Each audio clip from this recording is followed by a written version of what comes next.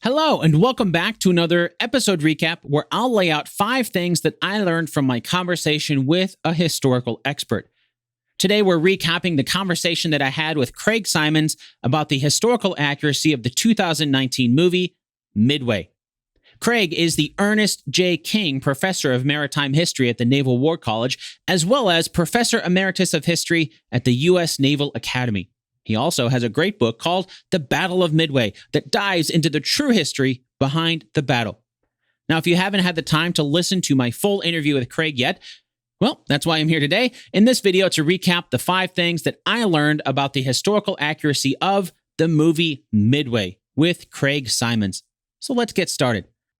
Number 1, the reason behind the surprise attack on Pearl Harbor. Even though the movie is about the Battle of Midway, 2019's film adaptation starts with the surprise attack on Pearl Harbor by the Imperial Japanese Empire. The movie heavily implies the reason for the attack was because of Japan's need for oil. And Craig said, that's very true. To summarize what Craig told me and why this was the reason for the surprise attack, basically, the Japanese got most of their oil from the United States. With their war in China, they were winning the battles, but they couldn't win the overall war. The war was still dragging on. So they still needed resources to keep that war going. So right there, because the Japanese were getting most of their oil from the United States, that meant that the Americans could have some pull over Japanese foreign policy thanks to their supplying the Japanese with oil that was being used in the war in China. So to free themselves from that, the Japanese had eyes for the Dutch East Indies, which had a huge oil supply. But again, the United States had a little bit of pull there because they controlled the Philippines, which are located between Japan and the Dutch East Indies. So basically, the Japanese didn't see any way that would free themselves of American control of their oil supply or having pull from the Americans on their oil supply without effectively knocking out the American fleet. That was the only way to keep them from interfering with the Japanese conquest of the Dutch East Indies. So they tried to take out the American carriers at Pearl Harbor. Of course, we know that's not quite how things went down, but if you want to learn more about that, you can listen to my full interview with Craig, where he explains why the American carriers weren't at Pearl Harbor on the morning of December 7th, 1941. Number 2, Imperial Japanese Army and Navy at odds. One thing Craig told me that came as quite a surprise was how the Imperial Japanese Navy and Army were at odds with each other. It's very different than military branches today, especially if you're in the United States like I am. Craig pointed out that today we have joint operations between these different branches of the military and they work together, so cooperation between them isn't that surprising. But he also said the Imperial Japanese Navy and Army operated almost completely independent of each other. In fact, they would even assassinate each other. So, yeah, it's very different than how the branches of the military operate today. Number 3, Yorktown's repair.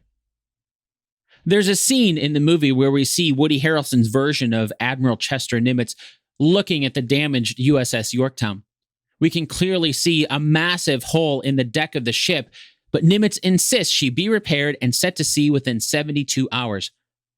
Craig told me that was a way for the filmmakers to visualize just how damaged the Yorktown was. While she did take a bomb during the Battle of the Coral Sea that went right through the flight deck, the crew had already patched up that hole before they arrived back at Pearl Harbor for repairs. She still had massive amounts of damage to her hull, though, and that was even more unlikely to let her stay afloat than a hole in the flight deck would. But as Craig pointed out, that type of damage in the hull is really tough to film, so it's easier to show light shining through a huge hole to depict the damage.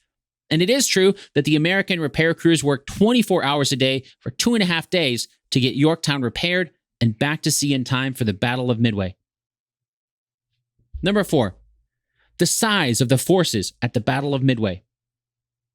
There's a lot of people who try to make the Battle of Midway out to be a massive underdog situation for the Americans. Some would say that the United States had only 24 ships while the Japanese had over 150. Craig told me that while it is true the Japanese had 159 ships at sea in June of 1942, he also pointed out that most of those ships were doing other operations. The immediate group of ships in the Mobile Strike Force involved in the Battle of Midway was a total of 21 Japanese ships. So the Americans actually had a few more ships, although it is worth pointing out that the Japanese had 4 carriers, the Americans only having 3. Although, as Craig explained, you could quickly come back with that and say that even though the Americans were outnumbered 4 carriers to 3, they also had control of the airstrip on the island of Midway. So you could almost treat that like another carrier that planes could launch from. Granted, it can't move, but Craig also made the great point that it can't be sunk either. So basically, if you're looking at the size of the forces on either side of the Battle of Midway and looking for some massive superiority, it's really a toss-up. Number 5, a 5-minute turning point for the Pacific War. Craig told me that between 10:25 and 10:30 a.m. on June 4th, 1942, that the course of the Pacific War flipped in favor of the Americans. He explained that was the time that the American dive bombers unleashed their bombs on the Japanese fleet. The reason why it was such a turning point was because just before that, the American torpedo bombers had attacked the fleet. Since they dropped their torpedoes from a low altitude, that forced all the Japanese planes fending off the attack to fly at a low altitude. Unfortunately, the slower torpedo bombers were no match for the Japanese fighters, and they were all shot down. But then, all of a sudden, dive bombers show up, and there are no Japanese planes at the high altitude to defend against them because they're all flying down low, clearing off the torpedo bombers. So within minutes, bombs ripped through the decks of the Japanese fleet, and in the end, the Japanese lost all 4 of their carriers, while the United States lost just one, the Yorktown.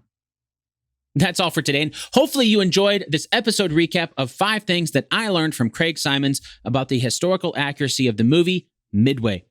If you want to listen to my full interview with Craig to learn even more details about the true story of Midway, you can listen to that over at basedonatruestorypodcast.com/158.